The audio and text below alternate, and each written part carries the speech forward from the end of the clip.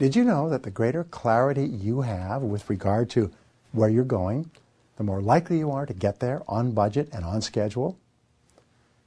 You've heard it said that when you are up to your you-know-what in alligators, it's hard to remember that you came here to drain the swamp. Because of the turbulence of today's marketplace, most executives and managers have been reduced to operating, almost like firefighters on a daily basis.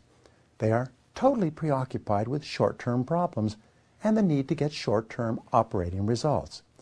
They mean to spend more time thinking and planning for the future, but they don't ever seem to get around to it. But this is not for you. You need to set clear targets for yourself and for every part of your business. In fact, perhaps your most important responsibility to your people is to give them a clear sense of direction in their work. According to psychologists, the greatest single demotivator in the world of work is not knowing what's expected. There's a simple 5-part formula that you can use for the rest of your career to develop a sense of direction.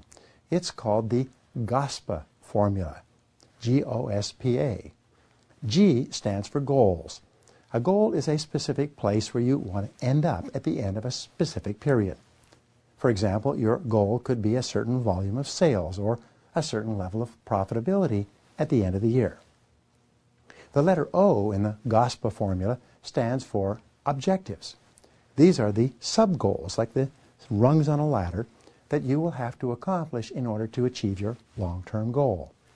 If your one-year goal was a certain dollar level of profitability, your objectives could be in the areas of sales, distribution, manufacturing, cost control, staff development, technology, and so on.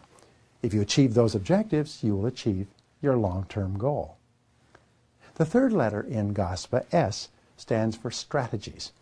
Your strategy is the method that you are going to use to accomplish the objective on the way to your goal.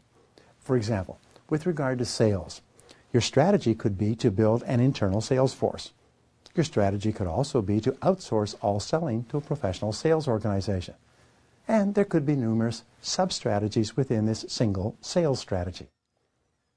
The fourth letter in the GOSPA formula, P, stands for priorities.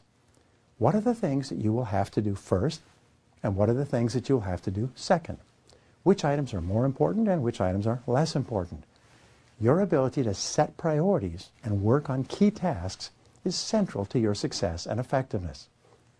The final letter in the GOSPA formula is A, which stands for activities.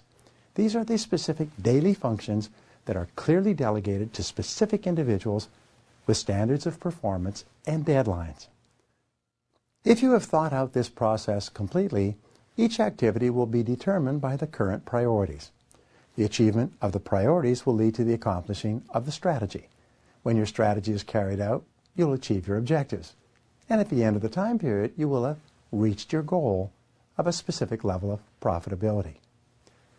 One of the primary examples of executives in high-profit businesses is that they think and act strategically at all times. They're always playing down the board.